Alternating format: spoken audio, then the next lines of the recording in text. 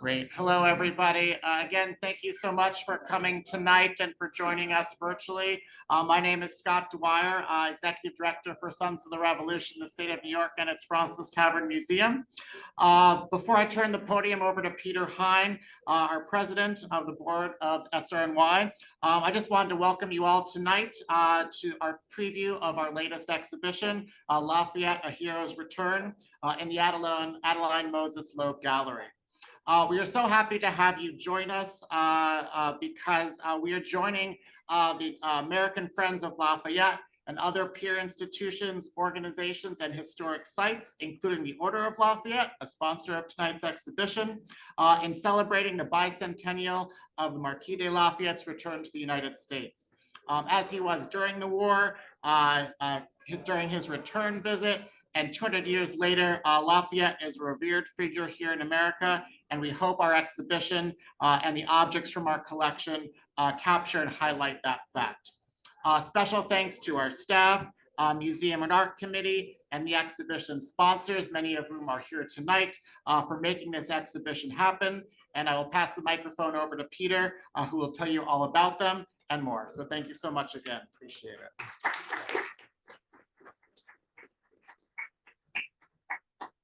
Thank you, Scott, and my thanks to Scott Dwyer, our executive director, and Lisa Goulet, who you've heard from, for organizing such a great special exhibit.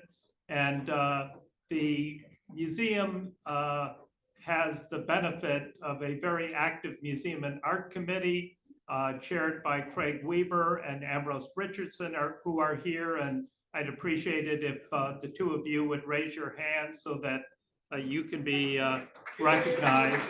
And Craig, as was mentioned briefly by Lisa, Craig, as well as Renee Witterstatter, who is here as well, donated or provided objects that are on display tonight.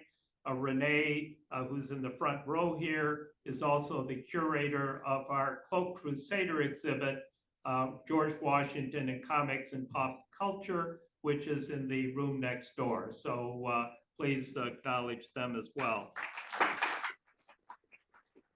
You've heard about the generous gift that allowed for the mounting and preservation of the Lafayette sash, and we do consider it a Lafayette sash. And the from the Mary Washington Colonial chapter of the National Society Daughters of the American Revolution, we have here tonight Sharon Williams, Regent, Debbie Kopinski, Immediate Past Regent, Tandy Meng, Recording Secretary, Karen Kane, Chaplain, and Sarah Giordano, Board Member.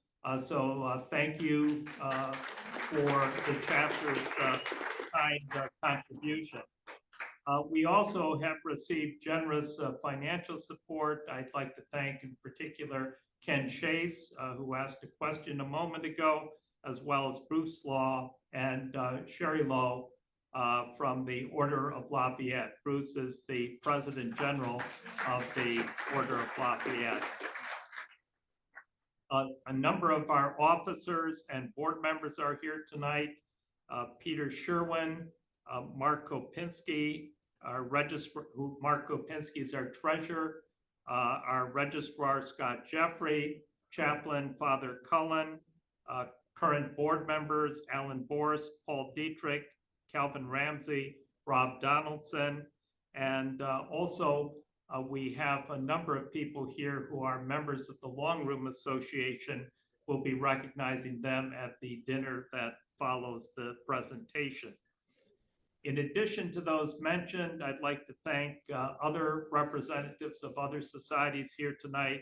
Kathy Fontaine, the regent of the Brooklyn chapter of the DAR, Melinda Allison, who's the senior registrar of the Old Stone House, National Society Children of the American Revolution, Abby Suckle, vice president of the Lower Manhattan Historical Association, and Catherine Hughes and John Herzog, who are members of the board of that organization.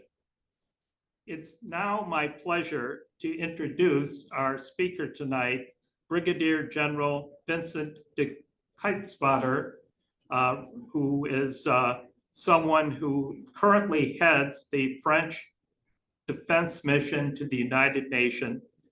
General Kytspotter is both an armored cavalry officer.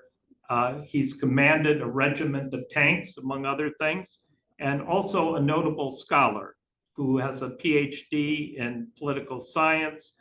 Today, in addition to being the head of the French defense mission, his focus is on intelligence matters related to UN peacekeeping operations. And I understand in the course of his career, General Kytspotter has been deployed to the former Yugoslavia, Africa, and Lebanon, among other places. He attended the École de Guerre, the School of War, and prior to assuming his current position, over his career, he's been posted twice at the Strategic Planning and Current Joint Operations Center. He served in the French Embassy in Washington, D.C. as Deputy Defense Attaché, and he served as military advisor to the French ambassador to the UN Security Council.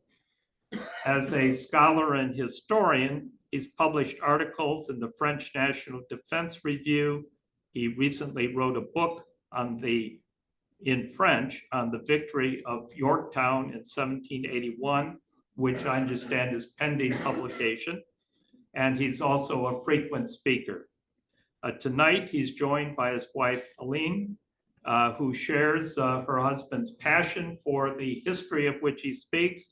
And I understand that Helene's family ancestors have a special connection with the Lafayettes that I'll let the general speak to when he talks. So please welcome Brigadier General Vincent de Kytspotter.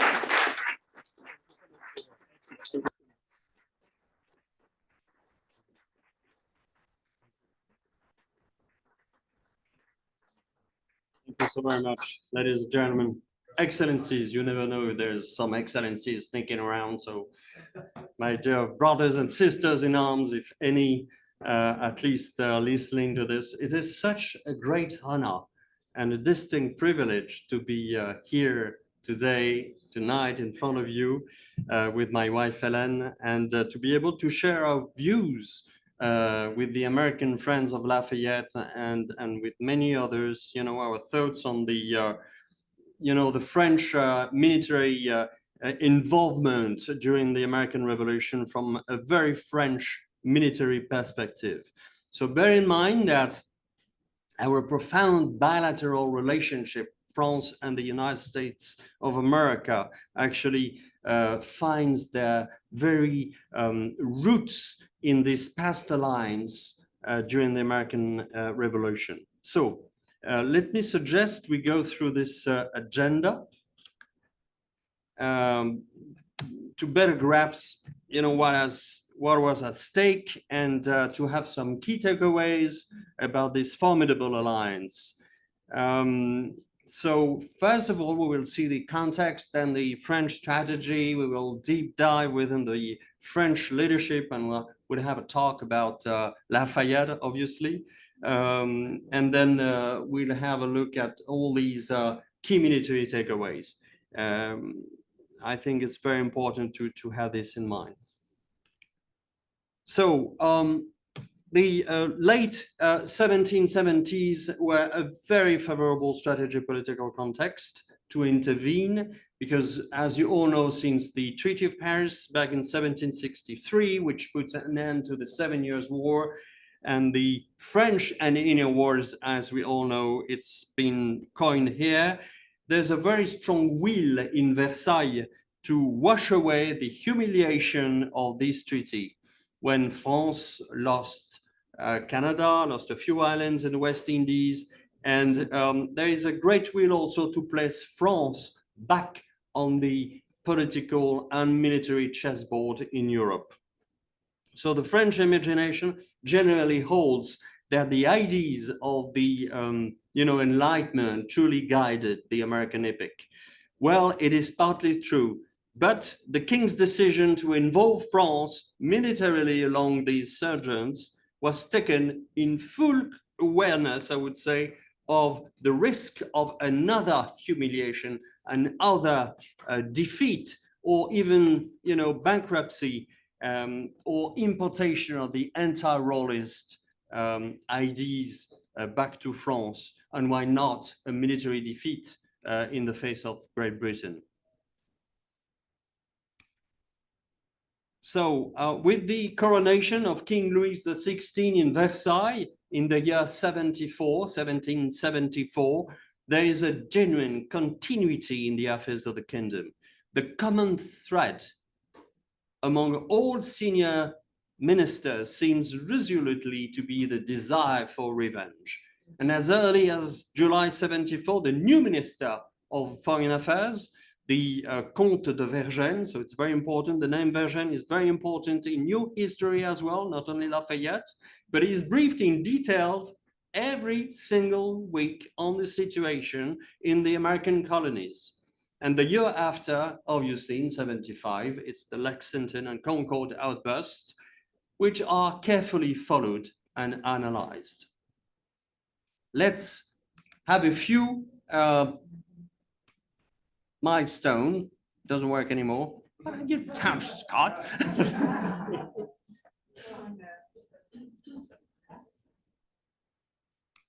All right. Thank you. Perfect. Thank you, Scott.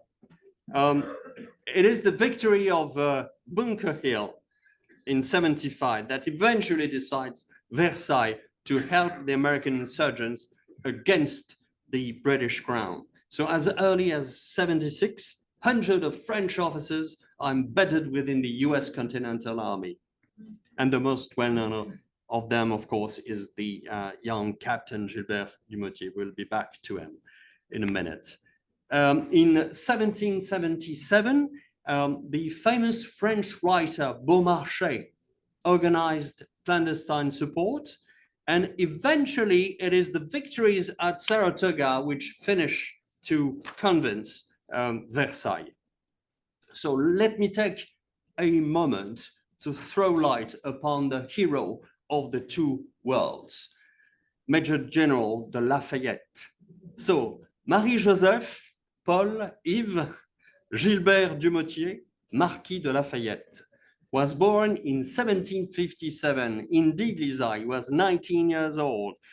He was born into a very wealthy land-owning family of the province of Auvergne in the south central of France, from where my wife Helen is from. On August 1st, 1759, his father, Grenadier Colonel Michel de Lafayette, was struck by a cannonball while fighting at the Anglo, German army at the Battle of Minden in Germany. So the father has died, and young 2-year-old Lafayette became Marquis and Lord of Chavagnac. To put it bluntly, baby Lafayette is about to be a billionaire at 2 years old. Can you believe that? In May 71, aged less than 14 years old, Lafayette was commissioned a second lieutenant in the Black Musketeers, indeed, home guard or to His Most Christian Majesty, the King Louis XV. His duties, which included marching in military parades and presenting himself to King Louis, were mostly ceremonial. So he then had to continue his military training at the Cavalry Academy in Versailles. But it is back at the age of 14 as well that the Marquis de Lafayette will be committed to his most important life action. He's been married to Adrienne de Noailles at the age of 12. He's the daughter of the most influential and wealthy aristocrat, the Duc d'Ayen. So in April 73, he was given a commission of lieutenant in the most prestigious Noailles Dragoons Regiment, father-in-law. And in 75, Lafayette took part in his unit's annual meeting in Metz, the Lorraine region east of France, where he met General Charles de Broglie. And with him, he has dinner with many officers to discuss the ongoing revolt against the British rule in Britain's North American colonies. the Duke of Gloucester, ladies and gentlemen, is attending this dinner. And the Duke of Gloucester is no more the brother of King George III, and is really against the British tyranny over the American colonies. And there, ladies and gentlemen, Gilbert de Lafayette embraced that very night the cause of the American Revolution. So he became fully convinced that the American insurgents reflected his own beliefs, saying, "My heart was dedicated." When Lafayette heard a while after that French officers were being sent to America, he demanded to be among them. He met American envoy and negotiator Silas Deane and gained inclusion despite his youth. Lafayette's father-in-law kind of scolded him, and sent him to London to meet Ambassador Dunois, the brother of his father-in-law. And he even met King George III, but obviously never abandoned his plans, hopefully. As Lafayette learned that the Continental Congress lacked funds for his voyage to the US, so he bought his sailing ship, the Victoire, with his own money. He finally landed in Charleston. It was very complicated, but to make short this long story, just landed in Charleston, South Carolina in June 77. Lafayette departed from Charleston up to Philadelphia, which was at that time the revolutionary capital. And then there, thanks to his influence, thanks to his Masonic membership, which opened many doors in Philadelphia, then he was offered to serve without pay, obviously, since he was a billionaire. This helped a lot. And he was being supported by Benjamin Franklin himself, and Congress commissioned him as a Major General on July 31st, 1777. So General George Washington was the commander-in-chief, as you know, and he came to Philadelphia. He met young Lafayette at a dinner, August 5th, 77. And the two men literally bonded almost immediately. Lafayette was simply in awe, of the commanding general. So Washington took him with him and reviewing his military camp, we may imagine this. And Washington expressed some kind of embarrassment, in face of the state of these poor troops. And Lafayette responded, "I am here not to learn, I'm here not to teach, but to learn from you, sir." Can you believe that? It's fantastic. So then immediately became one of the members, of general staff, Washington staff. So as Lisa put it, he first saw combat in the Battle of Brandywine. I won't dwell that much on that. He was wounded in action, as you know, and Washington indeed cited him for bravery and military ardor, I quote, and he recommended him for the command of a full division with a letter to Congress. So while in the hospital between September to December, he wrote so many letters to Versailles, the cabinet and the court, in order to convince France to engage herself.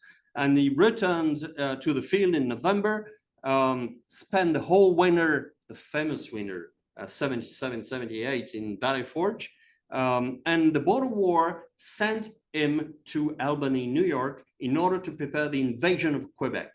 And since his arrival in Albany, he reported back to Washington saying, "That's not good. It is a plan doomed to failure." So he went back to Valley Forge, but he succeeded, though, to recruit the Oneida tribe, the Indian tribe over there, or to the American side. And the Oneida referred to Lafayette as Kewela, and Kewela means fearsome horseman.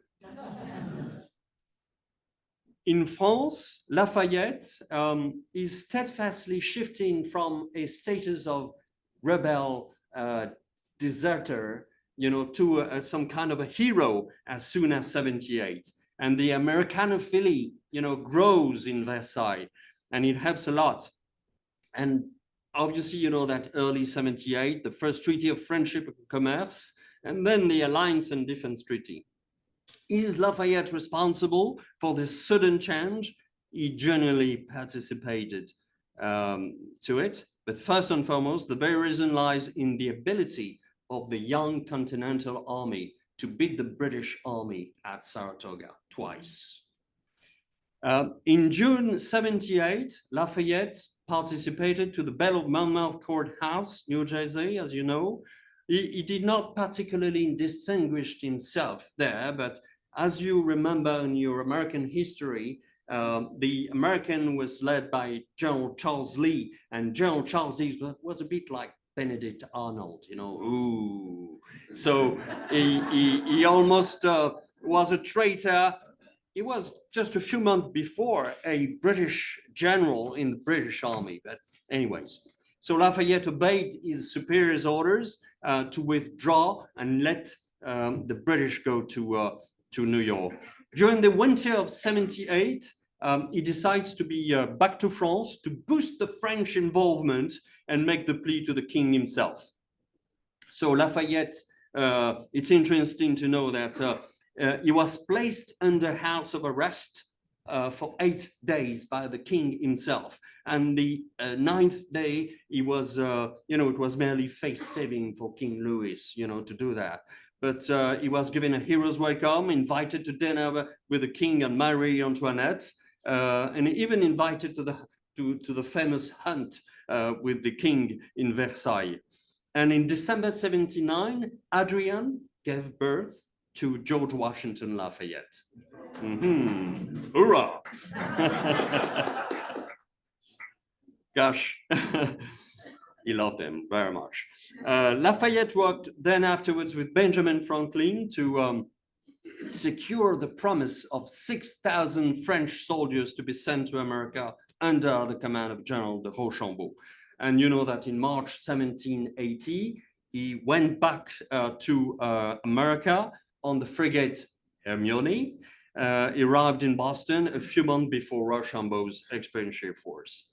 So let me jump now to the other, okay, it works. To the other milestones. You can see there the Treaty of Friendship I was mentioning, but these two treaties signed with the United States are a de jure recognition of the American independence. They are the first milestone in international law in the creation of the new American state as a sovereign and independent nation. So these treaties are really a declaration of war to Great Britain. And obviously, you have this formal declaration of war to Great Britain in 78, in July 78, and then Admiral d'Estaing goes to America there with his own fleet.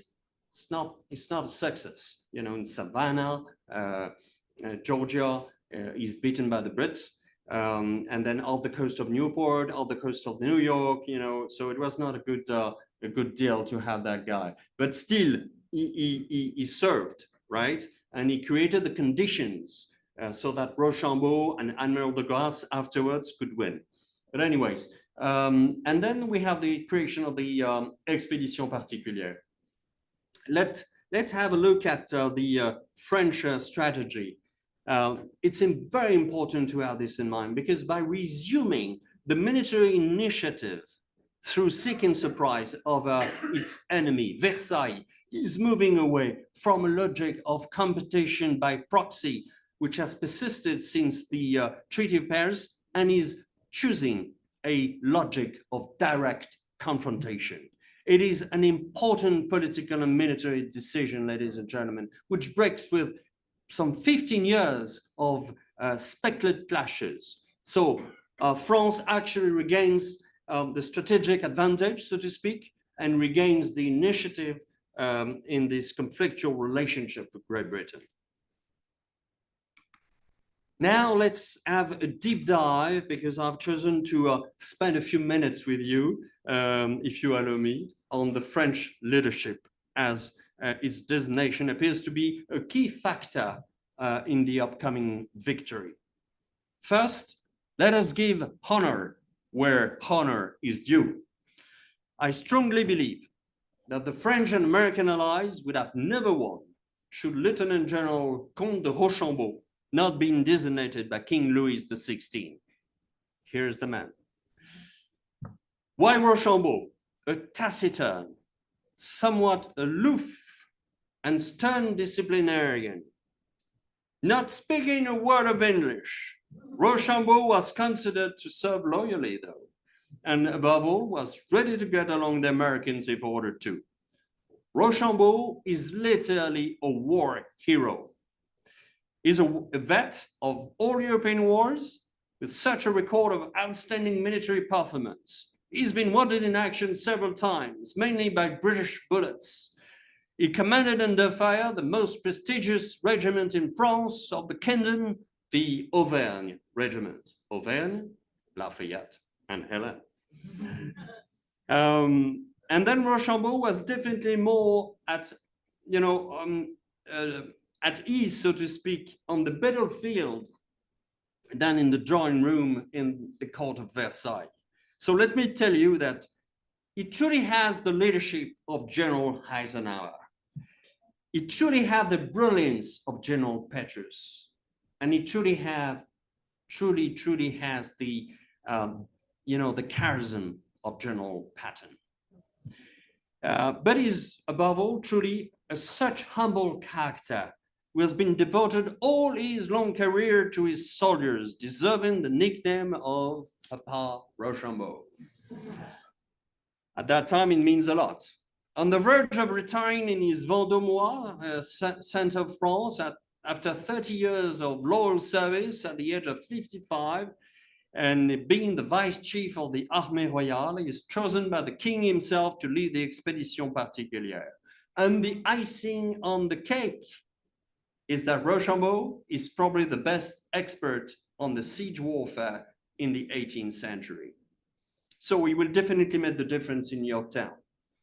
So, ladies and gentlemen, by appointing Rochambeau, Versailles sent its most experienced active duty general of the Royal French Army. Imagine for a moment the perfect loyalty and the total abnegation by placing himself at the orders of a former part-time colonel and prominent Virginian landowner.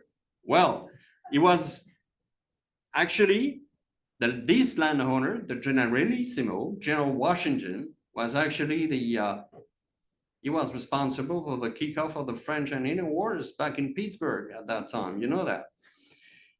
So 26 years before. But King Louis XVI could not therefore find a better ambassador to fight alongside Général Washington and let him fully command and win the final victory. Let's have a look at this magnificent painting of John Chalmers, where it's within the Capitol's Rotunda. I love this painting because it really epitomizes what I've tried to tell you. So let me accompany you on the surrender field of Yorktown and be the witnesses of this magnificent, exceptional scene. We are at the very end of the Yorktown campaign. We are actually Friday, October 19th, 1781. It's 2 o'clock in the afternoon. It's been raining the whole previous night and morning, but it is a shiny, typical fall day in Virginia. Hundreds of civilians are gathering to witness one of the most spectacular events of the Revolutionary War. You probably have in mind this painting, but it's worth having a look at it. 8,000 English, Scottish soldiers, German mercenaries are parading. 8,000. And they are parading with the main band playing the then famous English tune, "The World is Upside Down." For sure it is. They are to hand over all their flags and weapons. It is such a great humiliation, according to the 18th century lace warfare codes, ladies and gentlemen. But our common enemy deserves it. And we all remember how humiliating was the surrender of Charleston a year before, exactly. Believe it or not, but Lieutenant General Earl Charles Cornwallis, refused to be present. He's the British commanding officer, but he's not there, obviously. He's supposed to be ill in his bed. So he let his deputy force commander, Major General Charles O'Hara, an Irish-born brilliant general, fluent in French, by the way, to hand over the commander-in-chief's sword. His strict orders are to give the sword to Lieutenant General de Rochambeau. Cornwallis doesn't want to give his noble sword to the Virginian, as he used to call the Generalissimo. But then O'Hara goes directly, is the reddish general in front in the middle of the painting. So he goes directly, obviously, to Rochambeau. The latter simply refuses and waves from his horse, designating with his gloved hand the sole commander-in-chief here, i.e. General Washington, who actually defers to his deputy General Benjamin Lincoln in the middle of this painting, who precisely was the commanding officer who was humiliated a year before in Charleston. So great. So this, ladies and gentlemen, this testifies once more the political sense and strategic density of General de Rochambeau by this gesture of foreign high-ranking general, special envoy of the King of France, officially recognizes on the international scene the commander-in-chief of the Continental Army of the United States. Thus, the US as a sovereign and independent nation. Hoorah! Bottom line, Versailles designated the right guy to the right place. So let's jump to these key dates, but I won't dwell that much, don't worry. I will actually bring you back to, because time is flying, right? Peter, time is flying. All right, so I was talking about the French leadership. Obviously, Navy is very important here. So let's take a few minutes to talk about the French leadership with the Armée Navale. So the French Navy, the Armée Navale, is an army on itself. It's completely independent from the Armée Royale, the land forces. The French Navy action in the waters of the United States remains a just source of pride and a first-rate service rendered to General Washington. Initially placed under the command of Admiral de Ternay, then Admiral de Barras, when they deployed in the Chesapeake, the fleet was under the leadership of Admiral de Grasse, who is coming from the West Indies. We got rid of Admiral d'Estaing, obviously. Its positioning is unique.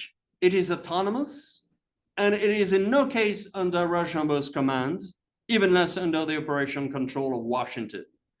There is therefore no unity of command regarding the French land and naval forces. This complex situation presented all the ingredients of a predicted failure, like for the British, for which it was a significant flaw. However, thanks to the diplomatic talents of Rochambeau, the French Navy ultimately appeared to be a key factor of superiority.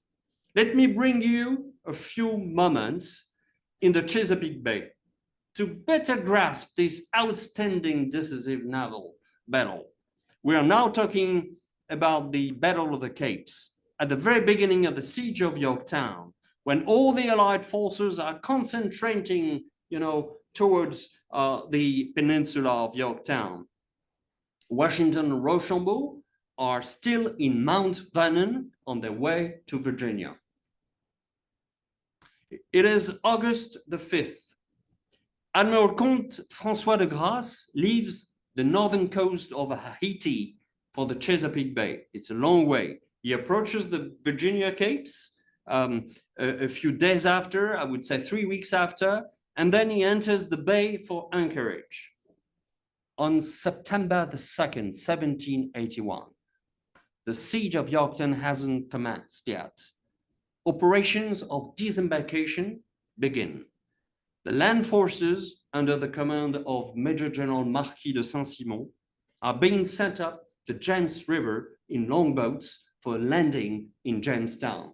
you have all in mind this historical triangle, you know, Jamestown, Williamsburg, and Yorktown. We're right there. And the contact is being made with Major General de Lafayette, but decision is taken to wait until General Washington arrives. Obviously, Major General de Lafayette wanted to go in, you know, and siege already, but orders are given to wait. So on August the 31st, the Royal Navy set sail towards the Chesapeake from New York after information is received of the arrival of the French fleet. The Royal Navy fleet is made up of two distinct fleets, one from the West Indies under the command of Rear Admiral Hood, and the other one is from New York. Rear Admiral Drake is the commanding officer. This seems to be detailed, but bear this in mind. Both are under the overall command of Rear Admiral Graves, who is on the flagship London, obviously. On the morning of September the 5th, the Royal Navy is spotted by a French frigate, a lookout frigate. Admiral de Grasse beats two quarters. All the fleet struggles to get underway and moves desperately out of the bay against the wind and the tide.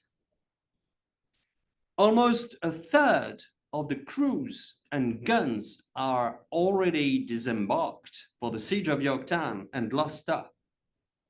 The French flagship Ville de Paris, where Admiral de Grasse is commanding, gives orders for the three naval sections to engage the enemy. Navy Captain de Bougainville, an impetuous Navy captain, former aide-de-camp to Lieutenant General de Montcalm. Back in the French Indian Wars, he was in Quebec in 1759 when we lost in front of Quebec against the British Army in the Plains of Abrahams, right? He was the aide-de-camp, and then he changed to the Navy. Good for him. Anyways, so he boldly succeeds to get out first, and confusion reigns among the Royal Navy. The orders are not understood as the signals are not the same between the West Indies fleet and the North American fleet within the Royal Navy. Hurrah! Providence is at the helm. So after 4 days of sea combat, the 24 French ships of the line finally win. The Royal Navy finally disengages and sets sail to New York. The Battle of the Capes is one of the most important phases of the siege. At a critical point, the French seized control of the sea and had sealed the British in Yorktown. It is the very first victory, ladies and gentlemen, over the British Navy in the North American seas. And this is really our best treat to you.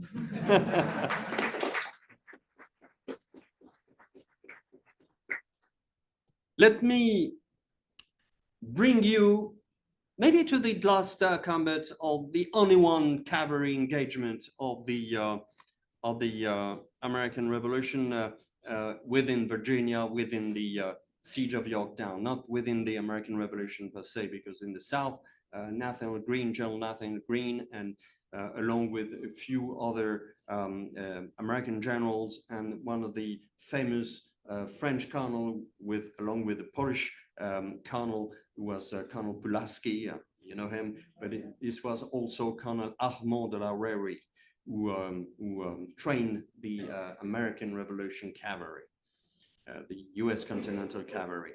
So they fought tremendously in the South. But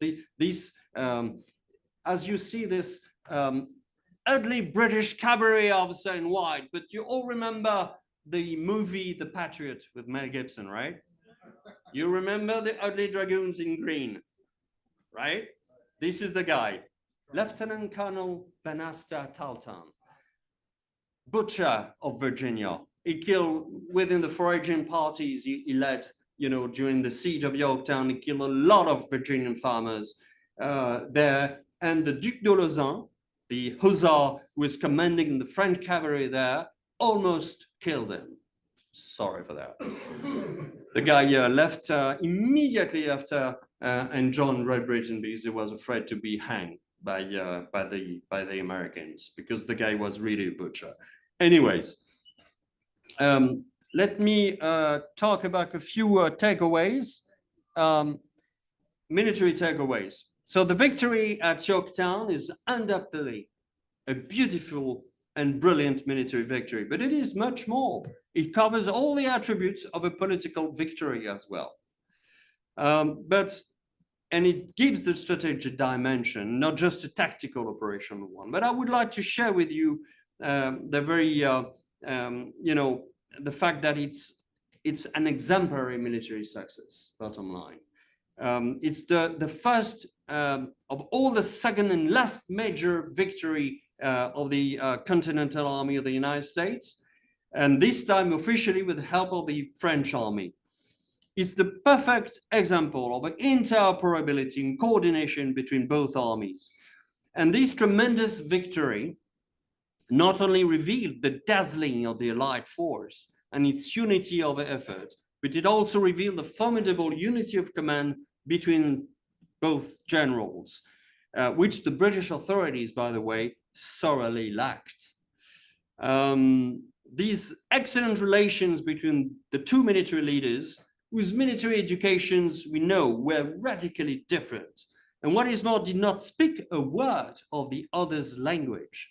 This, ladies and gentlemen, contrasted sharply with the legendary misunderstanding of Sir Clinton, the British commanding officer, vis-à-vis Lord Cornwallis, his deputy, so to speak.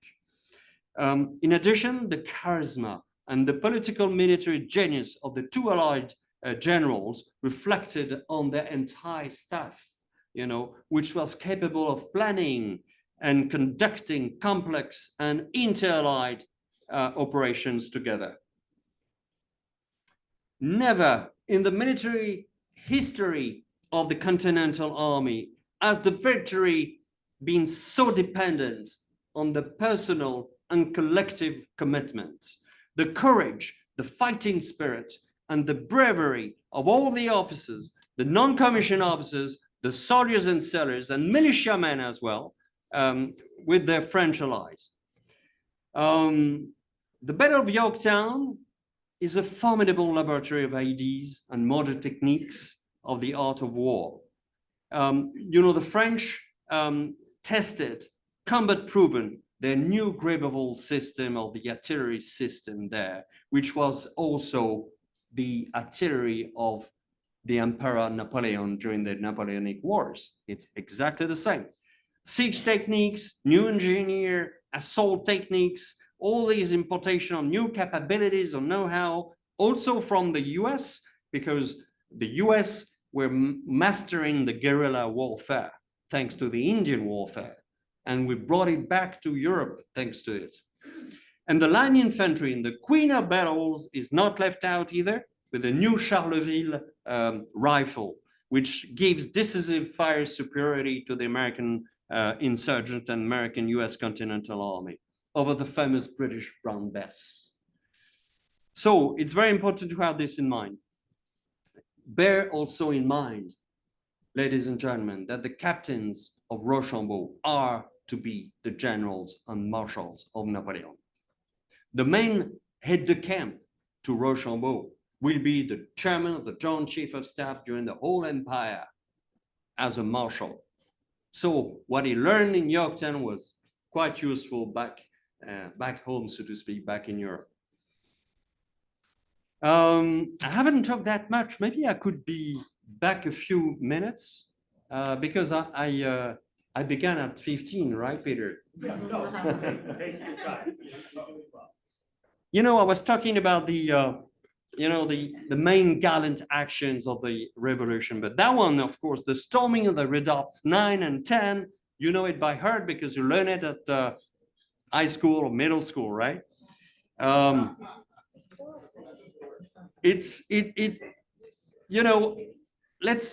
Let's have a talk about that because it lasted just half an hour, so we will have just 1 minute on it.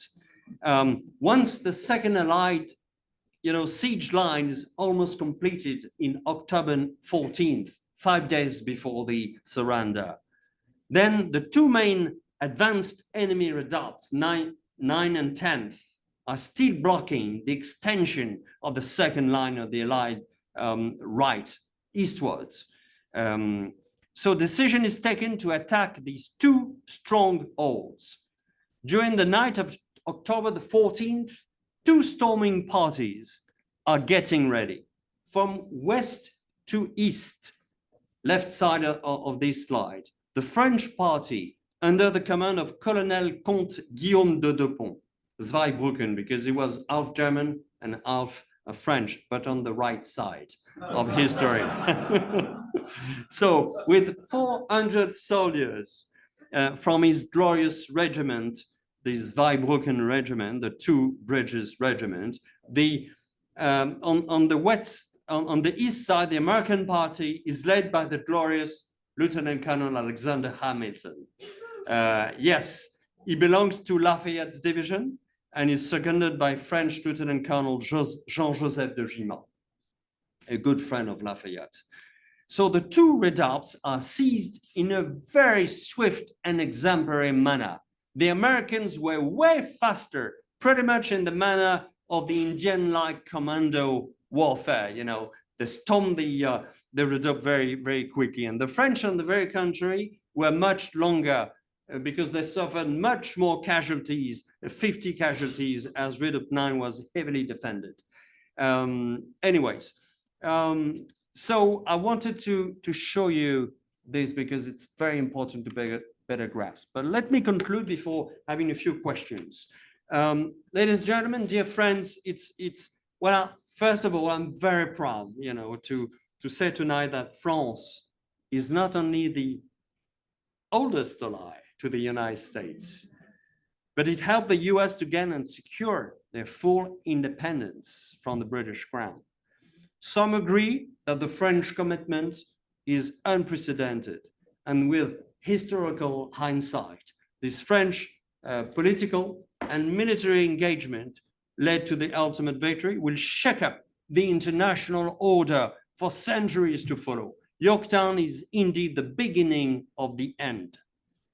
Out of the overall number of French casualties, by the way, bear this in mind, it's an easy number, 2,212 killed in action, 2,212 during the American Revolution. And during the Yorktown campaign, 450 soldiers and sailors were killed in action, which is actually the deadliest combat action if we take into consideration the Navy engagement. So the successful outcome of this last fight undoubtedly boosted the self-confidence of the fledgling United States Continental Army and steadfastly demonstrated its true professionalism and ability to defeat what was still at the time the strongest army in the world, i.e. the British Army. And it was at Yorktown that the Continental Army finished its training in contact with the French brothers in arms and laid the foundation of its military values and ethics that still endure today. So this brotherhood in arms that unites the Americans and French soldiers was first sealed in the blood shed together on the American battlefields. It lasted through the following centuries and continues today, obviously, under the following motto, one team, one fight. And with this epic alliance, we should never forget that not only freedom is not free, but above all, that France will always respond and stand by its best, oldest ally. Vive la France et vive les États-Unis d'Amérique!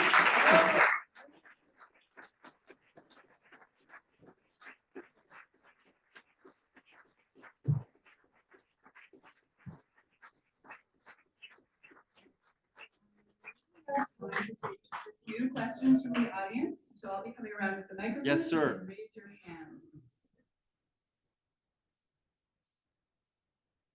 Vive la France. You said that there was no unity of command between the French ground forces and naval forces. And so was it just fortuitous? Was it la bonne chance that de Grasse was cutting off the British fleet from allowing a disembarkation at Yorktown? Or was there some communication that prompted him to do that?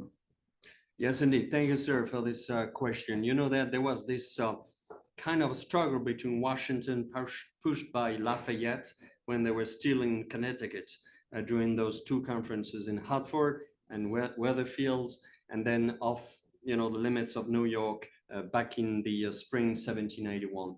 And Rochambeau thought that it was a mistake to attack New York because New York was heavily defended by almost 20,000 soldiers, British soldiers. That was the main stronghold in the United States of the British Army.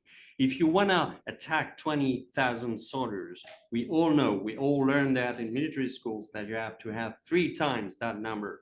And we were way below that number because we were only for the French part with 5,000 soldiers and for the US, merely 6,000 to 8,000 soldiers if you got the militiamen aboard.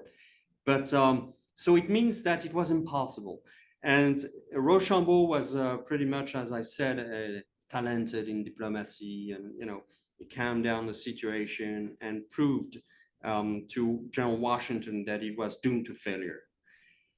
But in parallel, he sent 3 frigates to his Admiral de Grasse, brother in arms, so to speak, back in the West Indies, saying, "Buddy, get ready.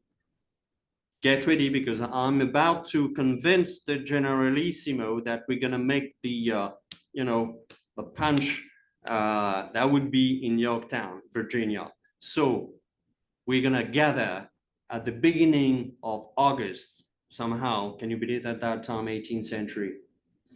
3 frigates with 3 codes, message coded to Admiral de Grasse, because out of these 3 frigates, at least 2 will be taken by the Royal Navy, which still sees the sea, still control all the seas over there.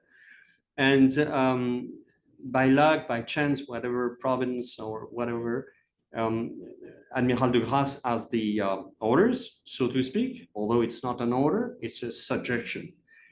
And then Admiral de Grasse jumps in it. He has the money from the Spanish, by the way, from Cuba, where they are. The Spanish governor gives a lot of money to pay the war effort, along with the French money. And then, indeed, they went to the Chesapeake Bay. They were not seen at all by the Royal Navy, who was patrolling. This is also by luck, probably, but Admiral de Grasse was very talented sailor, and leader. So et voilà. I really think God wanted us to be there anyway. So. Madam. Yes, I just want you to know, like many people in this room, if it were not for Lafayette, I wouldn't be here today. My ancestor, Jean-Baptiste Adam, at age 14, was recruited in France, came over with de Grasse, fought as a drummer boy in Yorktown, and then decided to stay behind by hiding in a pickle barrel when the ship sailed. He changed his name to John Adams, which made it very difficult for me as a genealogy person to find him from the Boston ones, but I finally did. What I want to say, I'm just curious, anyone else here descended from the French? Oh my God, a million one? Yeah, French, any French, any French. We are 3, at least. And so this story has been passed down through generations. When my grandfather was in World War I and marched with Pershing up the Champs-Élysées, he knew this story. And they went to the I can't say this correctly, Picou Cemetery, where Lafayette is buried. And this meant a lot to my grandfather, knowing this story, which we only thought was maybe folklore, but I proved it was actually factual. Oh. And he went there, and as you all probably remember, he saluted Lafayette's grave and said, "Lafayette, we are here. Yes. And my grandfather told this story, and as a little girl, I thought, who are these French? What is he talking about? And led me to this whole path that is, and you are another chapter in that. And as a retired teacher, I'm only sorry that there wasn't more of this understanding and contribution by the French taught throughout the years in schools. And I hope everyone in this room will look to their own schools, their own public school systems, to see that more of this idea, an enormous contribution, without which we wouldn't be here the way we are today, is passed along to the next generations. Sorry, I took so much. No, thank you, madam. It's indeed very important to transmit. And even in France, it is often overlooked. And this is why it kicked off the idea of writing a book on this. Back in 2010, my ambassador in Washington sent me for the Yorktown celebrations. And that was like a lightning on me, you know. I had to, obviously we knew the story, and because Helen's family is pretty involved with the Lafayette still today. So we know everything, but still it was a revelation for me. So I really do agree. We should transmit more and better. Before I take maybe another question, but Scott, I just wanted to highlight this beautiful painting, which is in Versailles in the War Gallery. Gustave Courbet is such a painter. Is one of our trumbles, so to speak, although he was not in Yorktown. But you can see here Rochambeau and with John Washington right close to him, giving orders to French officers on the right side, on the left side, sorry. But who is half in light and half in the shadow, right close to Washington? It's General, obviously, de Lafayette. And General de Lafayette there is really depicted as it should be, you know, is part of the painting, but it's not that much because in the shadow, it's a claro obscuro, you know, method at that time, but he is so influential because he says to Washington a lot of things, you know, not only translating, but also giving advice. So as a Major General, commanding officer of a division with Benjamin Lincoln and General von Steuben in commanding officer of those three divisions in Yorktown, he was a full commander of a full, as you know, Virginian division because, you know, Washington gave his Virginians. But the point is that he's really in the shadow on the right side of Washington and advising him. So I think this is fantastic. It epitomizes the whole stuff. You know. Any other question? General, I think we're going to end it there. Sure. We're now at 8 o'clock. Thank you so much for coming this evening. We very much appreciate it.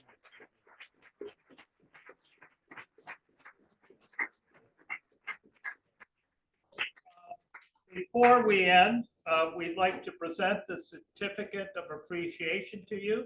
We very much appreciate your coming here. We enjoyed your talk, and thank you so much.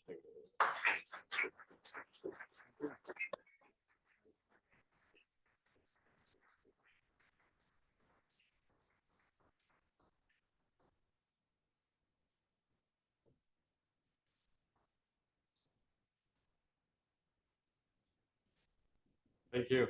Thank you. Thank you so much. So, I'm sure many of you will want to take a few minutes to see the exhibit. Those of you who are staying for dinner will be going downstairs to the Bissell room, so please come down as promptly as possible. Thank you. And for those staying just for the reception, the museum is open if you'd like to stick around and have some more food and drink and see the exhibition. Thank you so much. That was great.